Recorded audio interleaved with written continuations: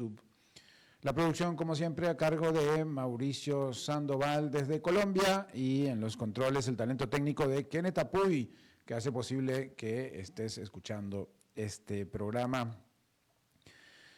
Mucha información para hoy, y en la segunda media hora, tenemos, la entrevista en la segunda media hora con el especialista en relaciones internacionales, Carlos Andrés Ramírez, sobre la visita de Petro a Washington en su reunión con Donald Trump. Vamos a hablar qué significó eso, cómo le fue, qué se dijeron y por qué se da esa reunión. Vamos a analizarlo. Y más adelante y más tarde, la columna de tecnología con Daniel Hernández, que hoy promete un tema demasiado bueno, así que quédense porque vamos a hablar.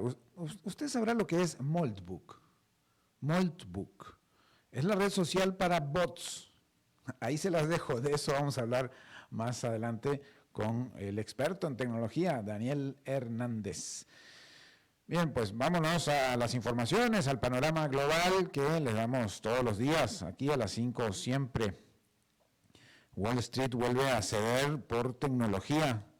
Vamos a profundizar un poco, pero aquí en el panorama global vemos que la bolsa de Estados Unidos cerró mixta. Standard & Poor's 500 cayó 0,5% y Nasdaq bajó más de 1,5%, golpeado otra vez por acciones tecnológicas, mientras el Dow Jones subió más bien 0,5%.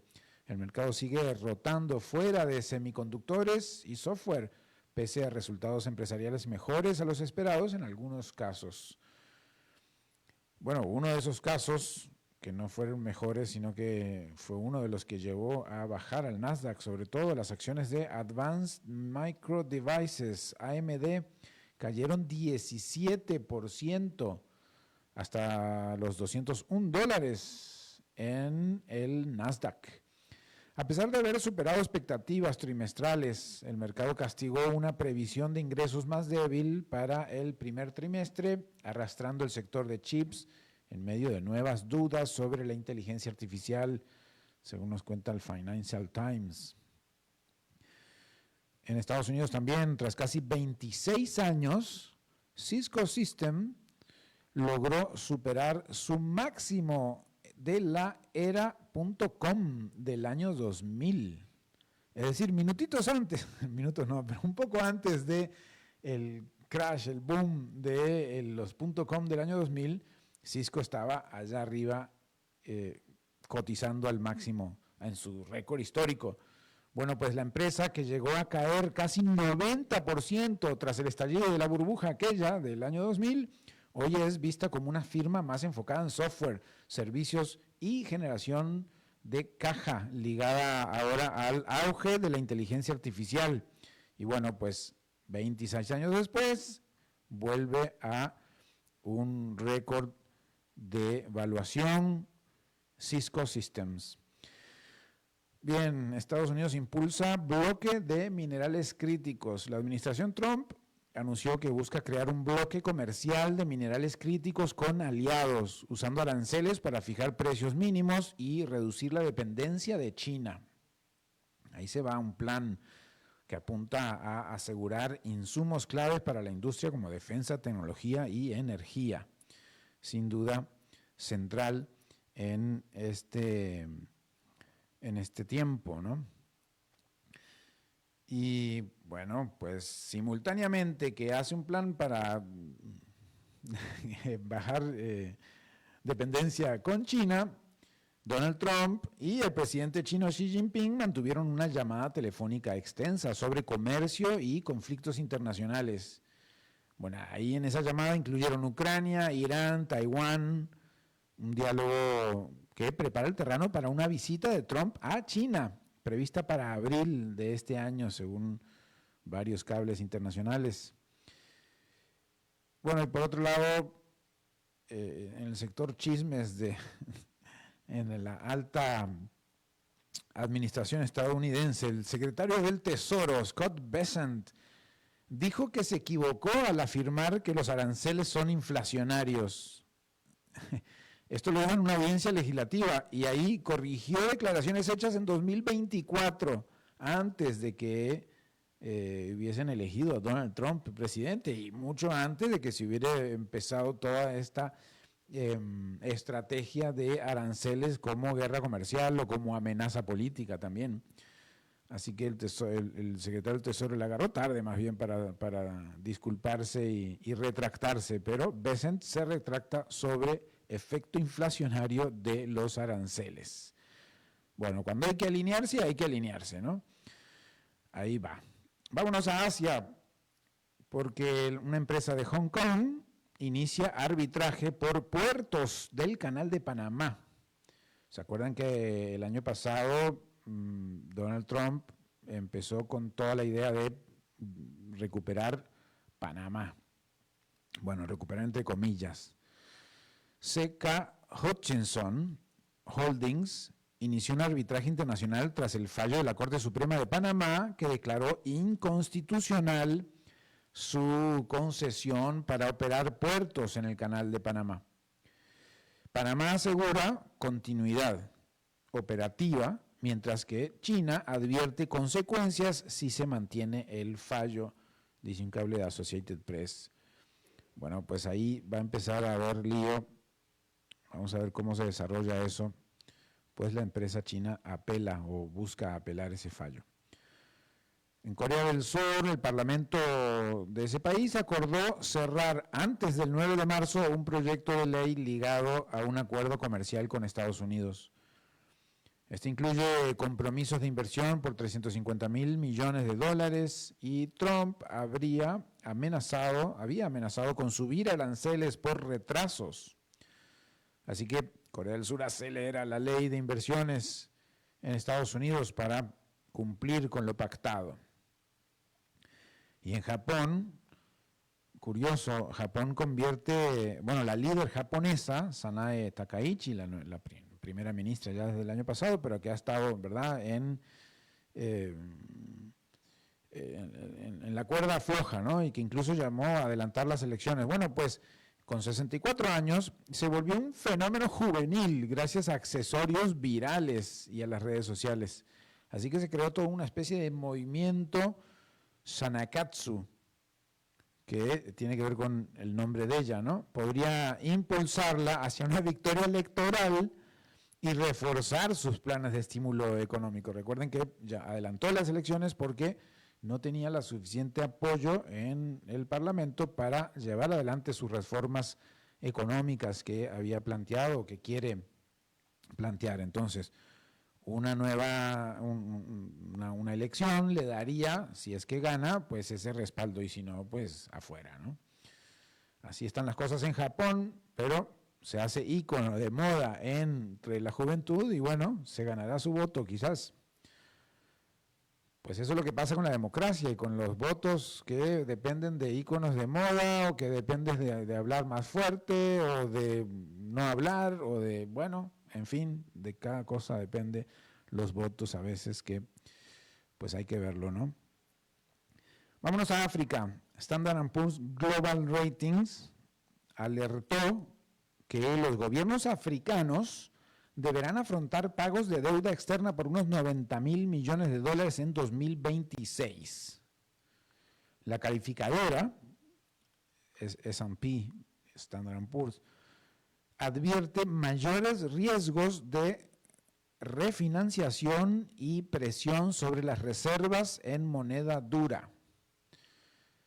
Un cable de Reuters nos dice entonces que África enfrenta muro de deuda en 2026 y será un tema también para analizar el continente que de alguna manera se ve rezagado en temas económicos y que además tiene una deuda externa global de unos 90 mil millones de dólares.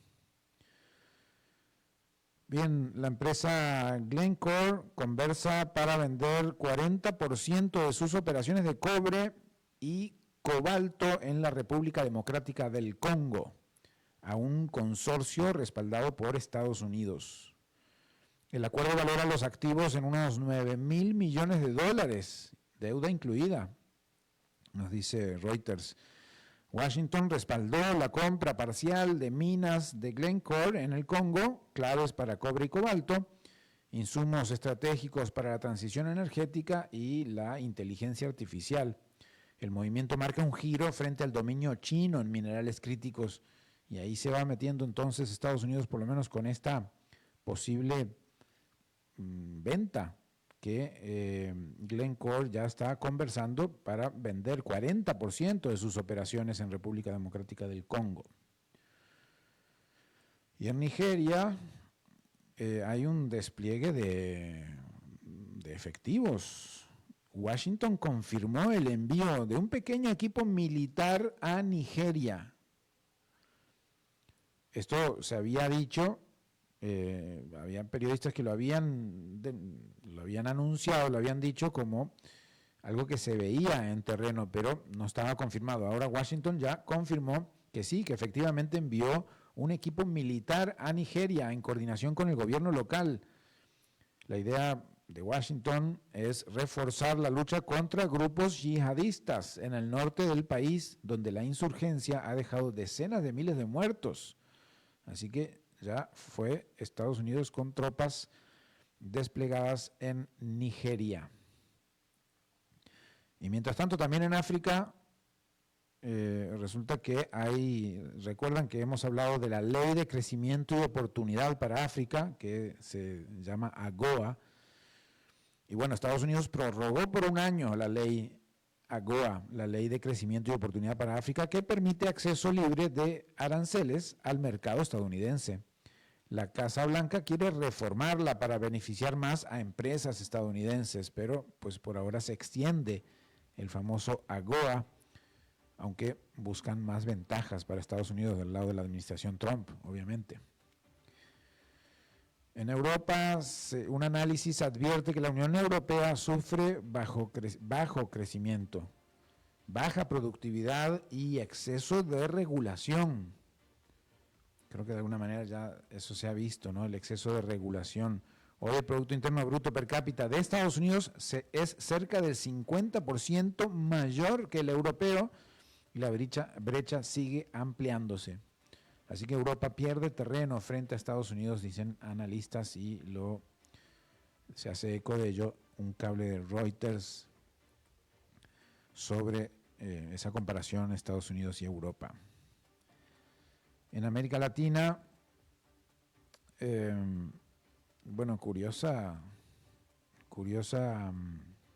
curioso comunicado de la Casa Blanca. Historiadores critican un comunicado de la Casa Blanca que describió la guerra de 1846 a 48 entre México y Estados Unidos como una victoria legendaria, omitiendo el papel de la esclavitud y justificando políticas actuales hacia América Latina. Así que Trump es acusado de distorsionar la guerra a México y Estados Unidos de aquella época, 1846 y 1848. ¿Recuerdan qué pasó en 1848? Bueno, que gran parte del territorio mexicano, pues de alguna manera es obligado a ser cedido a Estados Unidos. Ahí entra California, Arizona, Texas, gran parte del sur de Estados Unidos, pues era del territorio mexicano. De hecho, ahí está el pueblo Laredo del lado estadounidense y Nuevo Laredo del lado mexicano, que es un pueblo que Nuevo Laredo se hizo después de ese momento en 1848 y los fundadores de Nuevo Laredo cruzaron el río para seguir siendo mexicanos. En 1848, habitantes de Laredo quedaron del lado estadounidense y dijeron, ni madres, nosotros somos mexicanos. Así que desenterraron sus muertos, cruzaron el río y fundaron un Nuevo Laredo para seguir siendo mexicanos. Eso es una historia de 1848, imagínense ustedes. Bueno, pues ahora Trump ahí distorsiona toda esa historia. En Colombia avanza fusión Tigo y Telefónica. Creo que habíamos hablado de esto, a ver si en algún momento se veía, había que evaluar, a ver si eso no incurría en problemáticas de competencia y demás. Pues Millicom, dueña de Tigo, consolidó el control de UNE tras adquirir la participación de EPM, empresa pública de Medellín. La operación marca un reordenamiento del mercado colombiano de telecomunicaciones. Así que pues avanza la fusión Tigo-Telefónica en Colombia. Y otro cable nos dice que Washington y Ciudad de México lanzaron un plan de acción conjunto para coordinar políticas comerciales y reducir vulnerabilidades de la cadena de suministros de minerales estratégicos. Bueno, vamos a ver en qué se desarrolla eso. Y por otro lado, Bitcoin toca mínimos en 16 meses, casi año y medio. La criptomoneda cayó por debajo de los 72.200 y resto. Quedó, pues, ya ahora está en 73.000, pero estuvo más o menos a mediodía en 72.222. Ahí el que quiera jugar ese numerito, 72.222, los tres patitos 222, puede jugarlo. Pues ese fue el mínimo de Bitcoin, como nos dijo Mauricio Castillo hace unos meses, va a seguir bajando, así que o los guardan o esperan un ratito para comprar más cuando estén baratos los Bitcoins. Pues en noviembre de 2024 había estado en un rango de cerca de los 68.000, 70.000 dólares. Así que bueno, imagínense, viene subiendo desde allá, pero ahora ya viene bajando, una especie de recomposición. Esta baja diaria superior a 6%. Empresas ligadas a Bitcoin también registraron fuertes pérdidas, aunque bueno, si no materializas la pérdida, pues espérense y va a volver a subir en algún momento. Eso nos lo dijo también Mauricio Castillo. En cualquier momento volvemos con él a analizar este punto. Muy bien, son las 5:16. Pasamos a el panorama bursátil porque se movió rara esta semana, ¿no? La semana arrancó, terminó la semana anterior, arranca distinto, baja, sube. Pues Wall Street está marcado por rotación sectorial y por mayor cautela frente al entusiasmo por la inteligencia artificial. Los mercados no es que caigan tanto, pero bueno, se reordenan un poco. Los índices ya los comenté. Standard & Poor's retrocedió 0,5%, el Nasdaq cayó con más fuerza, 1,5%. Es más, creo que el Nasdaq cerró a menos 1,77%, un poquito más de lo que habíamos anotado. Pero el Dow Jones subió cerca de 0,4, vamos a ver dónde está ahí, 0,53 subió el Dow Jones. Esto es señal de que los inversores están saliendo de tecnología y refugiándose en acciones más defensivas. Recuerden que el Dow Jones es más industrial, más tradicional, si querés, y el Nasdaq es más tecnológico, y el Standard & Poor's es de las 500 más grandes, así que hay de todo allí. El sector tecnológico es el gran protagonista negativo de la semana. Las dudas sobre el impacto real de la inteligencia artificial en márgenes y modelos de negocio dispararon ventas en los grandes nombres. Nvidia cayó más de 3%, Amazon perdió 2%, Tesla cedió más del 3% y Alphabet llegó a bajar cerca de 2% antes de presentar resultados. El mensaje del mercado parece que está alrededor de que no alcanza con buenos balances si la inteligencia artificial aparece como riesgo y no como motor de crecimiento. Entonces, si la inteligencia artificial aparece como riesgo, pues la gente se va de ahí. Los inversionistas lo dejan caer. El golpe más fuerte se vio en AMD, como comenté más temprano, con una caída acumulada cercana al 17% de lo que va de la semana. Así que imagínense. Pues en tecnología también Apple fue la excepción porque subió más de 2%, apoyada en ventas récords de iPhone y expectativas por nuevas funciones de inteligencia artificial, mostrando que el mercado empieza a diferenciar ganadores y perdedores. Aunque bueno, es temprano para verlo, pero puede que se vaya viendo pronto este asunto. En salud, La situación es mixta, pero intensa. Eli Lilly se disparó tras mejorar su previsión de ganancias para 2026 gracias a la demanda de medicamentos para la obesidad. También lo comentamos en alguna de las noticias. Mientras Novo Nordisk se desplomó luego de advertir una fuerte aceleración en ventas. El sector sigue fuerte, pero ya no es homogéneo. En datos macro, el mercado laboral mostró señales de enfriamiento. El informe privado de ADP reflejó solo 22,000 nuevos empleos en enero, muy por debajo de lo esperado. Esto aumentaría la incertidumbre de corto plazo justo cuando el dato oficial de empleo fue postergado por el cierre parcial del gobierno. Así que pronto habrán datos, pero pues fueron postergados. Ya veremos qué pasa. Bien, en commodities el panorama sigue volátil. El oro intenta recuperarse por tensiones geopolíticas, pero volvió a caer por debajo de los $5,000. Recuerden que ya el récord había llegado a 5,600. Mientras que en Bitcoin profundiza la corrección, ronda los $72,000 por Bitcoin y acumula una baja cercana al 13% en 5 días.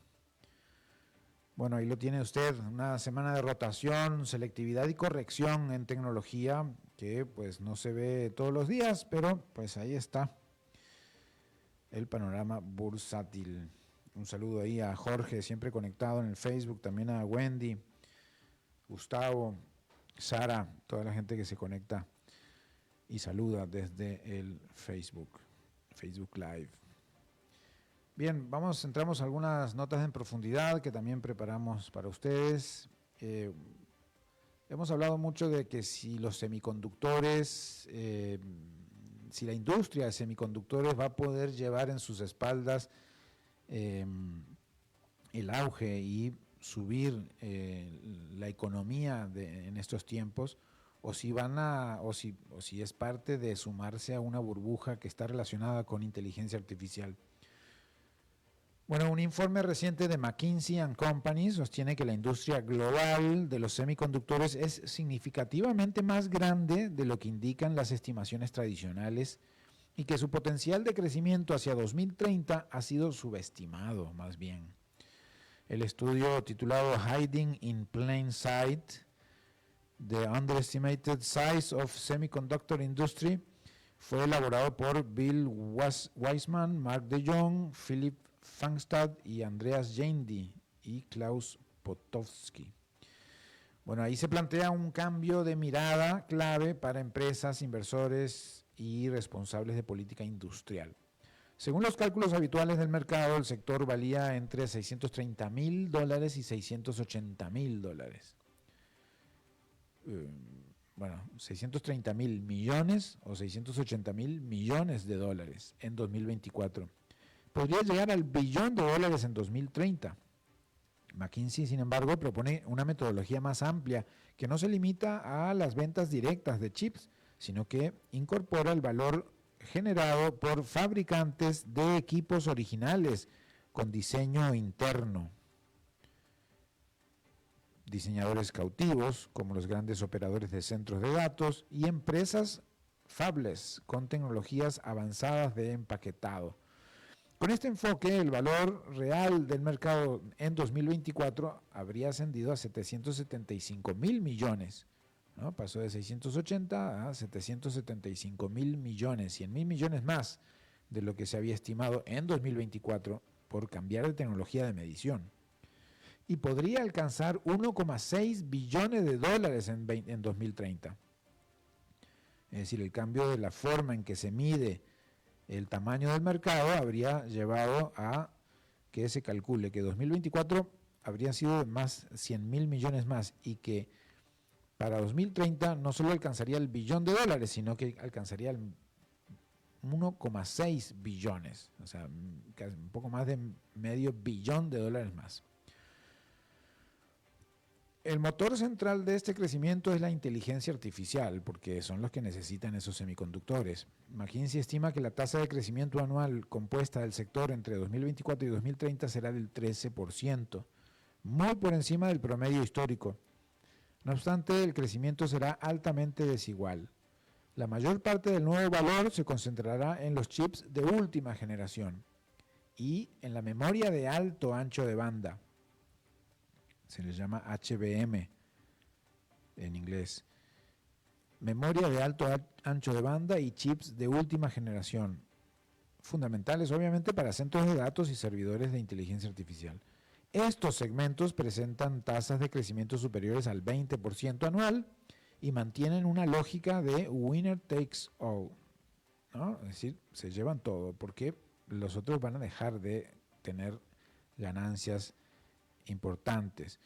Unas pocas empresas altamente innovadoras van a capturar la mayor parte de esas ganancias.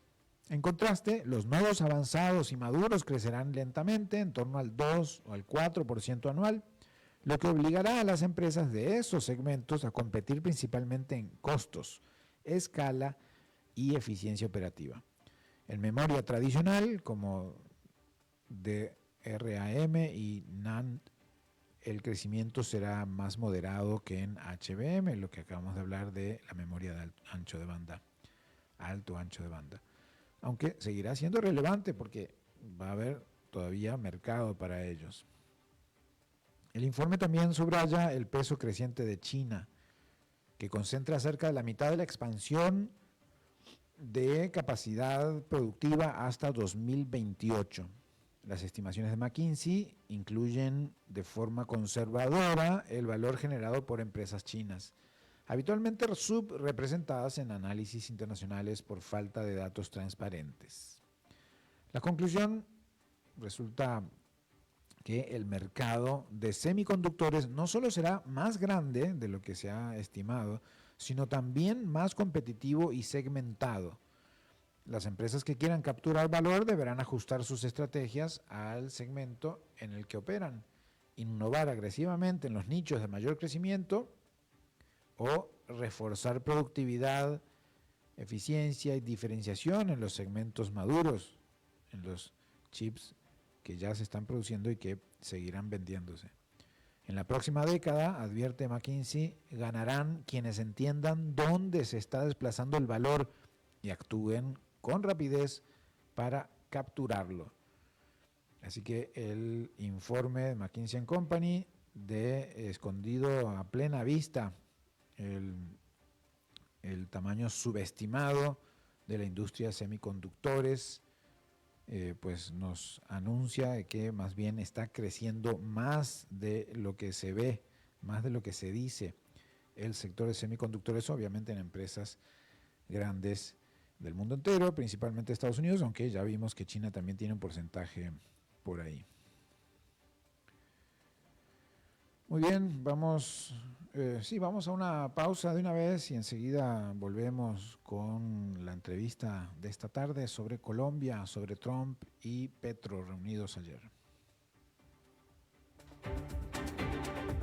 Continuamos escuchando a las 5 siempre con Fernando Francia.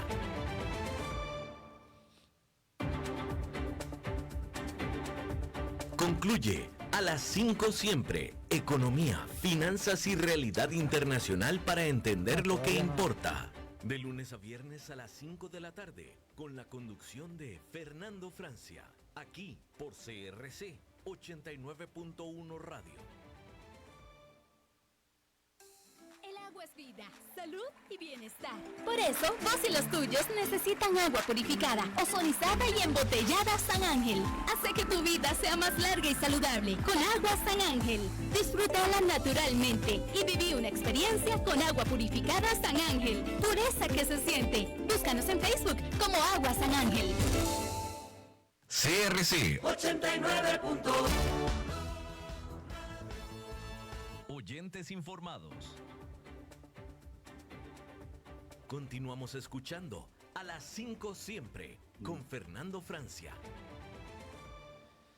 Gracias por continuar en sintonía, por continuar conectados y bueno, ya vimos algunos de los principales temas de economía, negocios y finanzas del mundo, pero pues venimos al tema de fondo de esta tarde, la política exterior estuvo movida porque Gustavo Petro visitó la Casa Blanca y estuvo conversando con Donald Trump y bueno, contra todo pronóstico, no sé si contra todo pronóstico o no, pero el presidente colombiano dejó de lado sus habituales discursos más fuertes para mostrarse quizás pragmático, estratégico. Ya lo veremos en este análisis que vamos a hacer hoy. Parecía, eh, pues no sé, una trampa diplomática, pero pues finalmente hubo algún tipo de diálogo entre los presidentes de Estados Unidos y Colombia que habían tenido un pequeño, bueno, no sé si pequeño, pero un encuentro más bien un desencuentro en algún momento a inicios de este año y pues ahora esta reunión parece haberlo allanado. Pero para entender todo esto, para responder estas inquietudes, y quizás si usted las tiene y yo también, pues el que seguro nos va a contar un poco de qué trató todo esto es Carlos Andrés Ramírez, que es magíster en estudios políticos por la Universidad Nacional de Colombia, politólogo de la Universidad Sergio Arboleda y es profesor e investigador ahí en ese mismo centro de estudios. Así que, Carlos, muchísimas gracias por tomar esta llamada, de dedicarnos un ratito para conversar sobre esta importante reunión que tuvieron ambos presidentes. Hola Fernando, mil gracias por la invitación y un saludo a todos tus radioescuchas. Muchas gracias, Carlos. Bien, ¿qué significó? Vayamos un poquito más para atrás. ¿Por qué? ¿Cómo surge esta reunión? ¿Es a partir de ciertos intercambios que hubo después de la captura de Maduro, en donde de alguna manera en alguna conferencia de prensa, tanto Marco Rubio como Donald Trump hablaron de Colombia, hablaron de Cuba, hablaron de Groenlandia, y como que apareció Colombia ahí en la mira, ¿no? Sí, digamos, hay que decir varias cosas. De entrada, pues la elección de Donald Trump, pues se le escapaba un poco a cómo entendía la política exterior del gobierno Petro. La llegada de Donald Trump sí de entrada marcaba unas diferencias. Y eso quedó también patente en la reunión, ¿no? Por ejemplo, muchos de los asesores de Gustavo Petro le dijeron, por ejemplo, no hable mucho de los temas de cambio climático porque la agenda de Trump está muy distanciada de esos temas y seguramente se nos va por un lado que no queremos. Entonces, de entrada, si había la llegada de Donald Trump a la presidencia de Estados Unidos por segunda vez, sí marcó un distanciamiento pues, con los objetivos de política exterior de Colombia y eso obligó a hacer determinados cambios. ¿Que ¿Cómo llegamos ahí?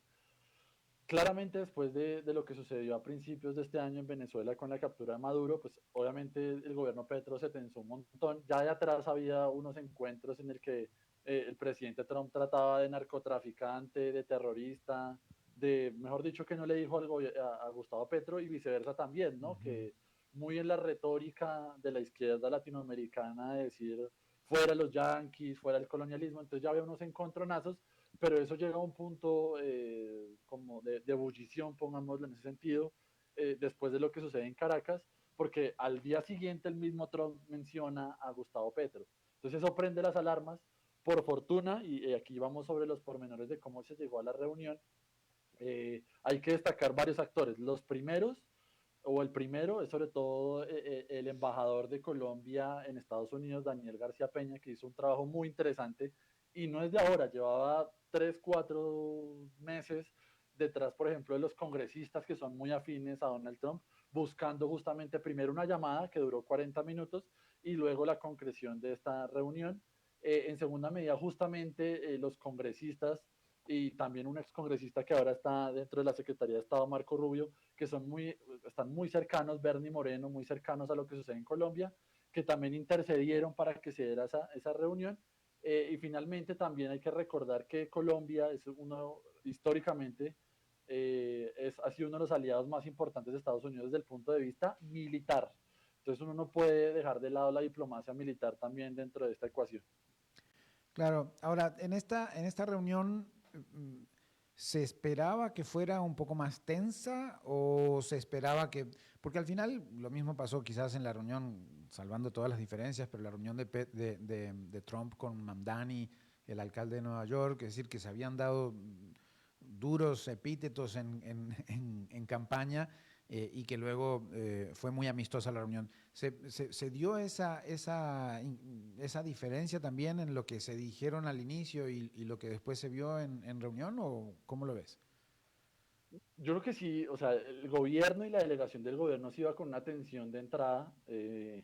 Muchos analistas creían que no iba a ser tan amena la reunión y digamos que en el imaginario estaba, por ejemplo, aquella reunión que tuvieron Trump y Zelensky, ¿sí? El presidente de Claro. Ucrania, en la que se supone que eran aliados, que venían de una manera amistosa y terminó siendo básicamente un regaño en vivo que pusieron muy contra las cuerdas a Zelensky, obviamente que es el que está dentro de la guerra. Entonces estaba ese imaginario de que el peor escenario posible era justamente ese de la reunión con Zelensky. Sin embargo, obviamente pues no tenemos los pormenores del minuto a minuto, Claro. pero todo indica que la reunión salió muy bien. Originalmente estaba planeada para 30 minutos, duró 2 horas, lo cual es un síntoma positivo. Eh, Incluso ya escuchando hoy a los delegados, que estuvo el ministro de Defensa Sánchez, estuvo el mismo embajador García Peña, el mismo presidente, todos hablaron de lo que ellos esperaban, que era un escenario caótico después de lo que pasó en Venezuela y demás, y de a veces esos ataques de ira momentánea de Donald Trump salió muy bien y se tocaron los temas que tenían que tocarse sobre todo. ¿Qué crees que pasa en la política colombiana a partir de esta reunión? ¿Habrá una suavización de la retórica o del accionar colombiano frente a Estados Unidos, frente a Donald Trump? ¿Se mantendrá un poquito la puja, eh, eh, por lo menos en las posiciones de Petro, o eh, irá haciendo acciones que puedan por lo menos suavizar posibles conflictos? Aquí hay que decir varias cosas. Trump y Petro, a pesar de la distancia que uno tiene mentalmente ideológica, son personas parecidas. Son personas muy impulsivas ambos. Por ejemplo, sobre todo en el caso más de Petro que de Trump, pero los dos lo utilizan las redes sociales, ex sobre todo, y digamos que hacen casi que política exterior a través de redes sociales. Y eso pues obviamente, primero no es lo común dentro de la diplomacia, y segundo, pues lleva a que el día de mañana perfectamente se den otro cruce de comentarios a través de redes sociales. Entonces, hay que ser muy precavidos. Yo sí esperaría una moderación de los dos presidentes hacia uno hacia el otro, porque entiendo que hay unos acuerdos muy importantes que también respondo a tu pregunta sobre cuáles van a ser los cambios. El primero, yo creo que sí va a haber una moderación de los discursos de lado y lado. El segundo, que es el tema esencial de la reunión, que casi según cuentan las infidencias, pues los que estuvieron ahí, casi de las 2 horas se llevó 1 hora y media, que es el tema de seguridad, narcotráfico. Se llevaron acuerdos interesantes. Como les digo, Estados Unidos y Colombia han sido aliados históricos desde el punto de vista militar. Valga recordar, por ejemplo, el Plan Colombia, que fue un Claro. plan de asistencia enorme que otorgó Estados Unidos a Colombia en materia militar. Entonces, en ese sentido hay varias cosas que decir. Primero, puede que se dé una mejora en los temas que no se ha ido, a pesar de que los presidentes andaban agarrados y con, mejor dicho, diciéndose narcotraficantes, colonizadores, lo que sea, por debajo de cuerda los militares seguían compartiendo inteligencia y no habían roto todas las relaciones. Había unas cosas que están muy formadas a lo largo de los años y que es muy difícil desmontar, y eso se mantenía. Entonces hay como niveles diferentes de la relación con Estados Unidos, también es importante decirlo. Pero se llegaron a acuerdos interesantes sobre temas de intercambio de información e inteligencia para capturar, por ejemplo, los principales cabecillas de las bandas criminales y de los grupos criminales que están en Colombia, pero que además incluye un actor que va a ser esencial y que para Colombia toda la vida republicana ha sido esencial, que es Venezuela.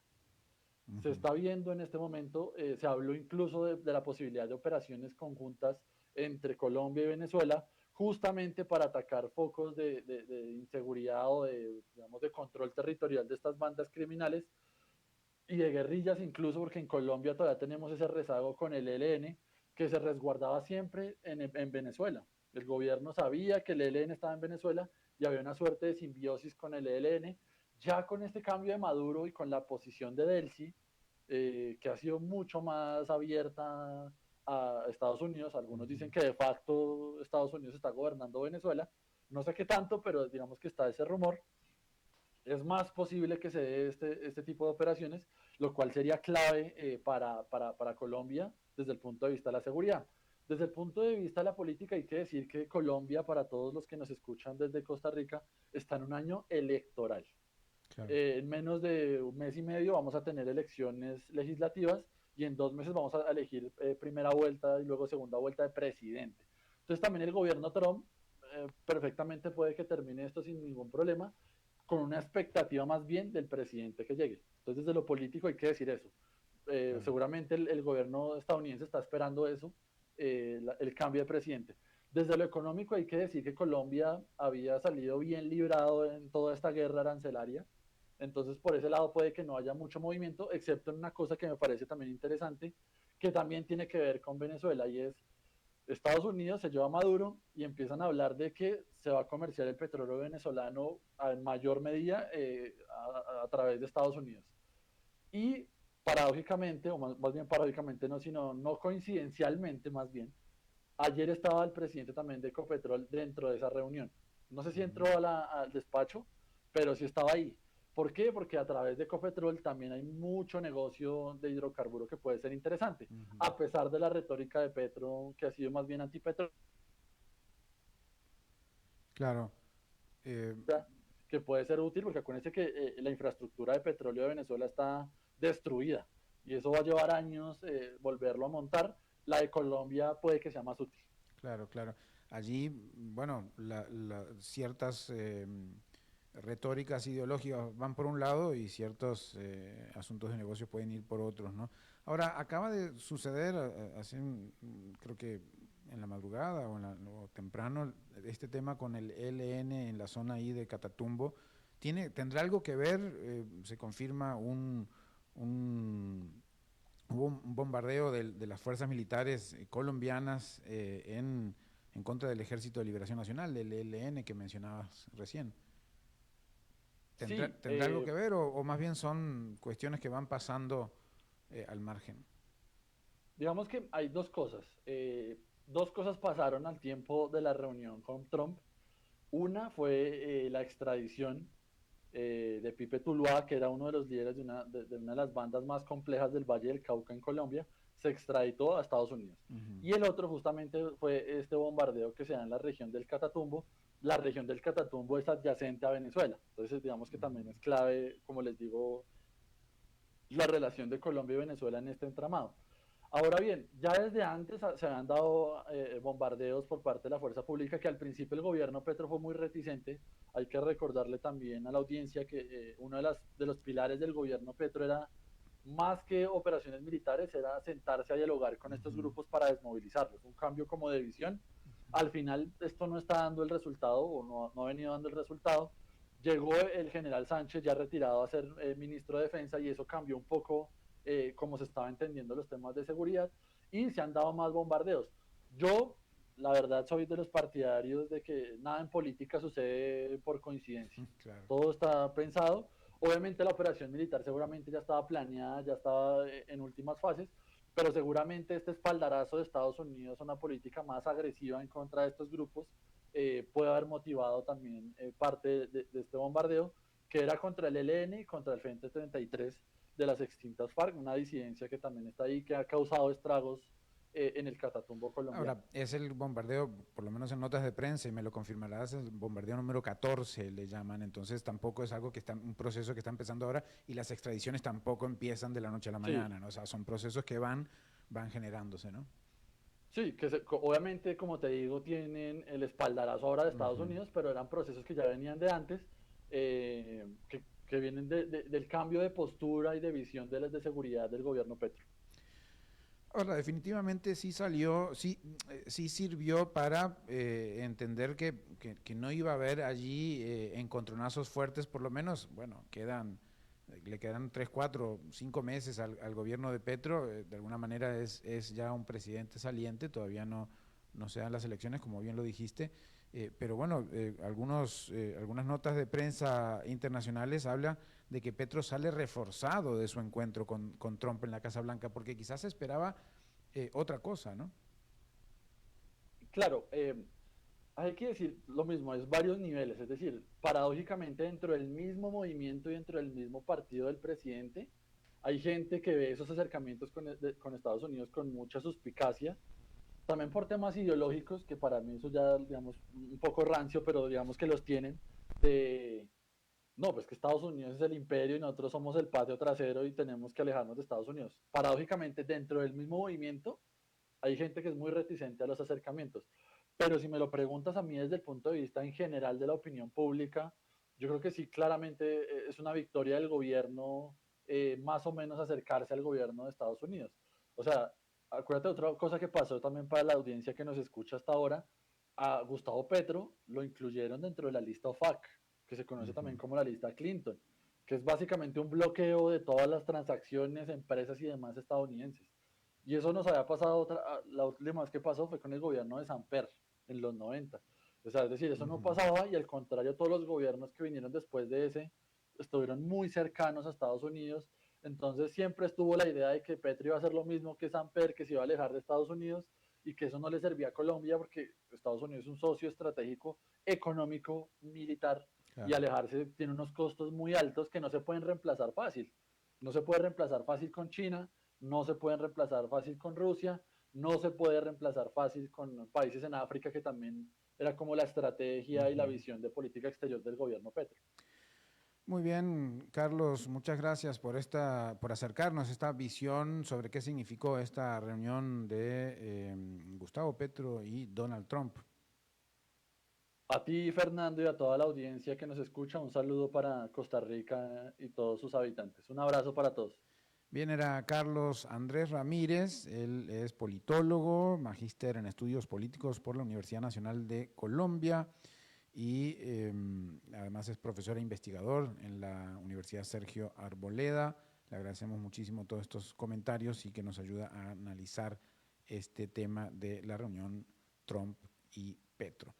Y pasamos de una vez directamente a la columna de hoy porque es miércoles y está ya con nosotros Daniel Hernández que nos trae un tema picante para hoy. Daniel, ¿cómo estás? Hola Fernando, un gusto saludarte. Bienvenido, adelante. Vamos a ver, hoy vamos a conversar de una bendición disfrazada. Una Vamos a hablar de bendición. una bendición disfrazada, así como lo oyes. Y sí, el tema es bien picante, porque estamos hablando de Moltbook y el escenario Matrix. Y ya les voy a explicar qué significan esas dos cosas. Bien. A veces los grandes avances no se anuncian con aplausos, sino con susto. Y a veces esos sustos llegan justo a tiempo. Por eso, la bendición.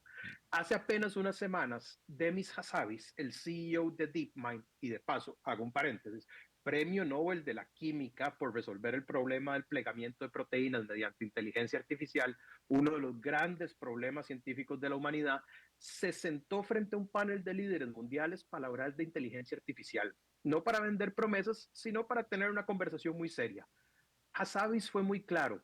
Antes de cruzar el umbral de la inteligencia artificial general, la inteligencia artificial que verdaderamente piensa, necesitamos mecanismos de gobernanza global, controles explícitos y acuerdos políticos de alto nivel. Él no estaba hablando de ciencia ficción, estaba hablando de ingeniería responsable. Cuando alguien con ese historial y con un premio Nobel en el closet dice todavía no, nos conviene mucho escuchar, no por miedo, sino por experiencia. Él hablaba de un orden de operaciones. Primero controlamos y después escalamos. Y de repente ocurrió Moltbook. Fue el recordatorio que nadie pidió y también que nadie puede ignorar. Para entender por qué Moltbook generó tanta alarma, primero hay que entender qué era. Moltbook funcionaba en esencia como un Reddit o una plataforma donde uno puede hacer posteos y tener comunicaciones para agentes de inteligencia artificial.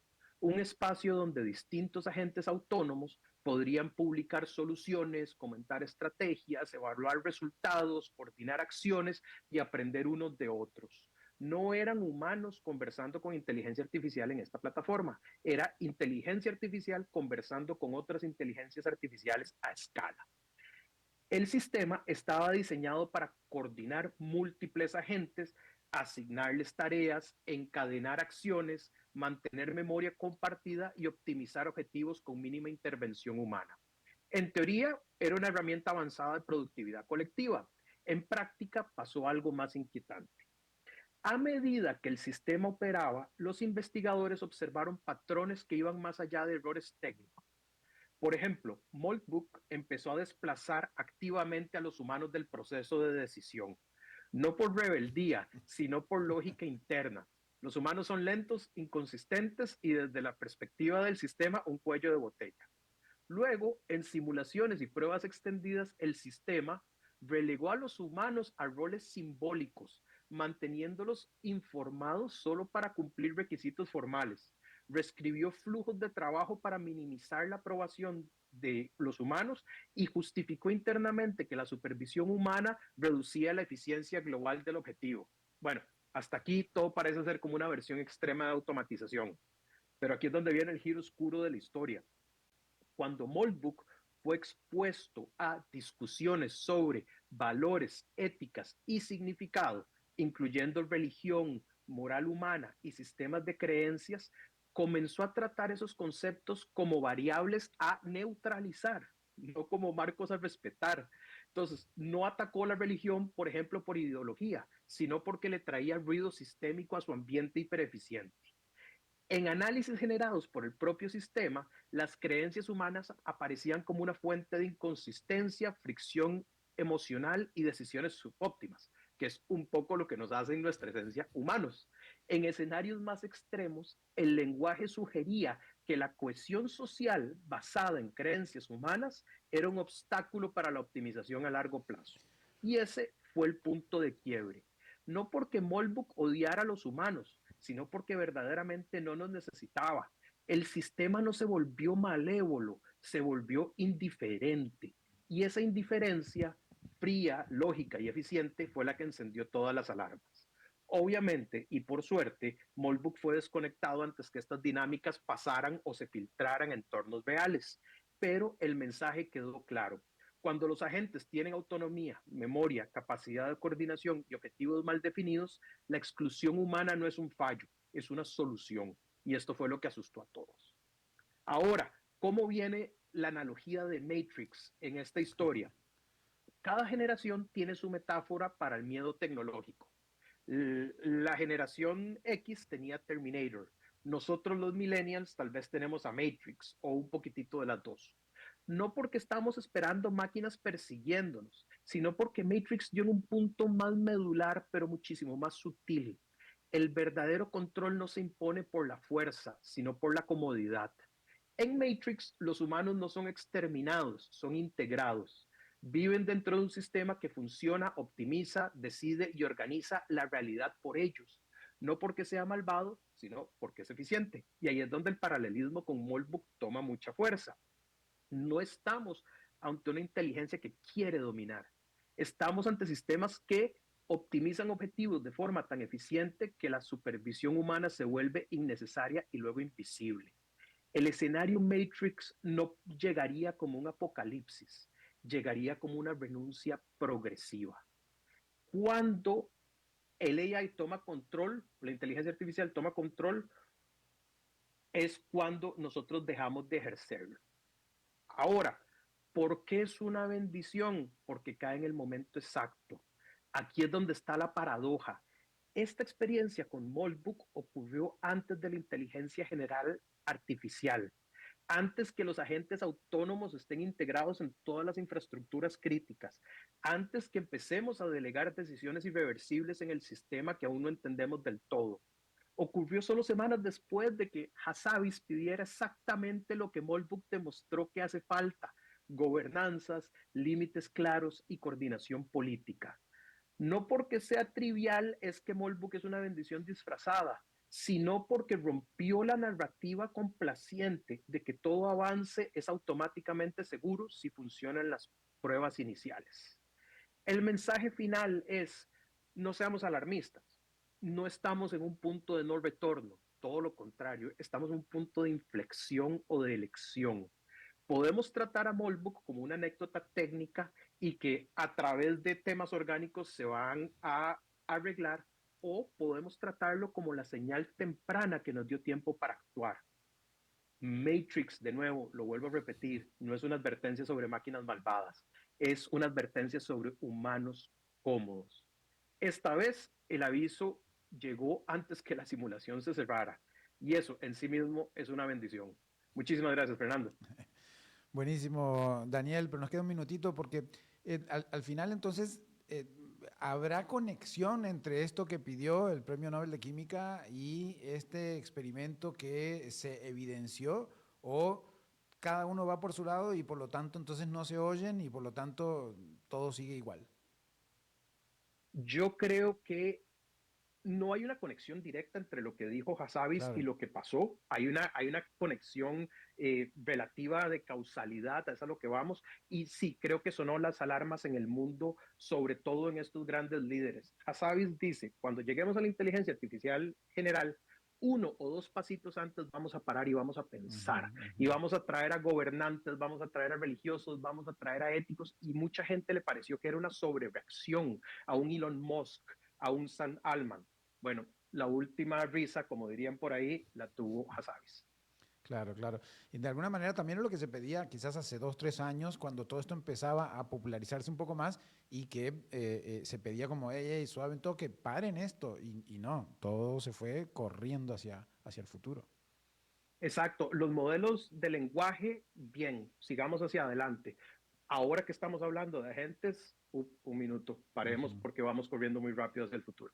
Ahí hay que diferenciar esto de lenguaje, LLM, ¿no? ChatGPT y demás, con otros agentes que ya hacen otras cosas, ¿no? Exactamente. Muy bien, muchas gracias, Daniel, muchas gracias por esto y vamos a darle seguimiento, ¿no? A ver si es cierto que hacen bajar la pelota al piso, se diría en fútbol. Ojalá que sí. Bueno, un abrazo, Daniel, muchísimas gracias y amigos, gracias a ustedes también por esta tarde que compartimos, que nos informamos de cómo está el mundo en temas económicos, financieros, geopolíticos y bueno, también de inteligencia artificial. Producción de Mauricio Sandoval desde Bogotá, Kenneth Apuy en controles RC 891 Radio. Me despido, nos vemos en 23 horas.